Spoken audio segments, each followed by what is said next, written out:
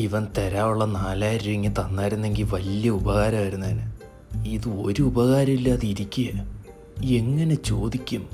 Indirect ആയിട്ട് എന്തെങ്കിലും number ഇറക്കാം. അബു സാലിം, അയ്യോ അതെന്തോ 2 മണിക്കൂറായിട്ട് ഷുഗർ കട്ടായിരുന്നു. പിന്നെ ഇങ്ങനെ ചെയ്താൽ ജോലിന് വരുമെന്ന് പറഞ്ഞു. നമ്മളന്ന് ചിക്കൂസ് മാളിൽ പോയി ഓർമ്മയുണ്ട?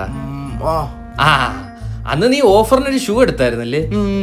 അന്ന് നീ പാൻ കാർഡ് കാണിച്ചിട്ട് ATM കാർഡിൽ കാശില്ല എന്ന് പറഞ്ഞോണ്ട് ഞാനാ 4000 രൂപ തന്നത്.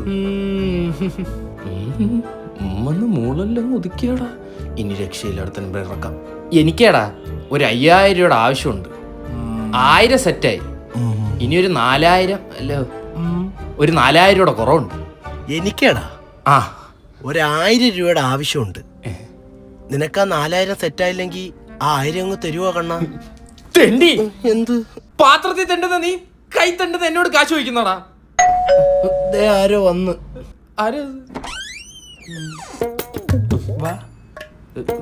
ഇതാര്? ആരായാലും കറക്റ്റ് സമയത്തിനാ വന്നേ. ഹായ്. സൂസിന്റെ കാര്യം ഞാൻ വിട്ടിട്ടില്ല. എടാ ഇതെന്റെ കസിൻ. അല്ല ഇവന്റെ ഏത് കസിൻ?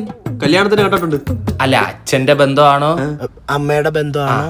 അതൊന്നും എനിക്കറിയാൻ വയ്യ. ഞാൻ പോകുന്ന എല്ലാ കല്യാണത്തിനും സ്ഥിരം അവനെ കാണാറുണ്ട്. അപ്പൊ പിന്നെ കസിനായിരിക്കത്തില്ലേ അല്ലേ?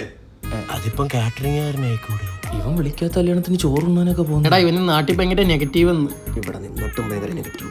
അപ്പൊ ഇവിടെ 2 ദിവസം നിർത്തി നമുക്ക് ചില്ലാക്കി വിടാം. കസിനെ ആ എടാ കസ തുറയടാ. ദാ വരുന്ന്. ഈ ബാത്റൂം ഒക്കെ ഇടയ്ക്ക് വൃത്തിയാക്കിയിട്ടൂടെ? നിനക്ക് കിടക്കാനൊന്നും ഇല്ലല്ലോ അത്.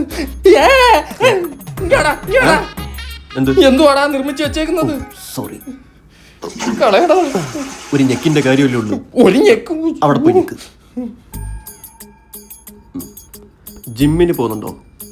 പോന്നില്ല. ബോഡി കണ്ടപ്പോ തോന്നിയല്ലേ? ഇല്ല, പോകുന്നില്ലെങ്കിൽ പോവാൻ പറഞ്ഞ. എന്തോന്നിത്? എടാ നിന്റെ ആ കസിൻ ചെറുക്കന് വൃത്തി എന്ന് പറഞ്ഞ സാധനം ഇല്ലാട്ടാ. എന്താടാ ഇവൻ വാടക കൊടുത്ത് ഞാൻ കയറി താമസിക്കുന്ന ഫ്ലാറ്റില് വലിഞ്ഞു കയറി വന്നിട്ട് എന്നെ പറ്റി നെഗറ്റീവ് പറയുന്നു. എന്താ പറഞ്ഞേ? എനിക്ക് മസിലില്ലെന്ന്.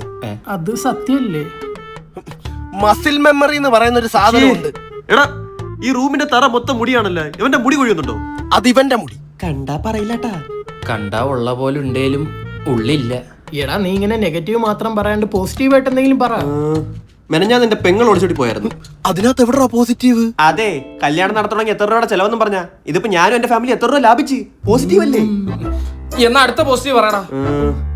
ഈ ഇടയ്ക്ക് എന്റെ അമ്മൂമ്മ തട്ടിപ്പോയായിരുന്നു. ഓ അതിലെവിടാ പോസിറ്റീവ്?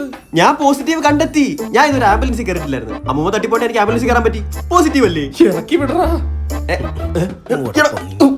ഞാൻ മാത്രം എന്റെ ബാഗ് ഉണ്ട്. എടോ നെഗറ്റീവിലും പോസിറ്റീവ് കണ്ടെത്താൻ പഠിക്കണോ?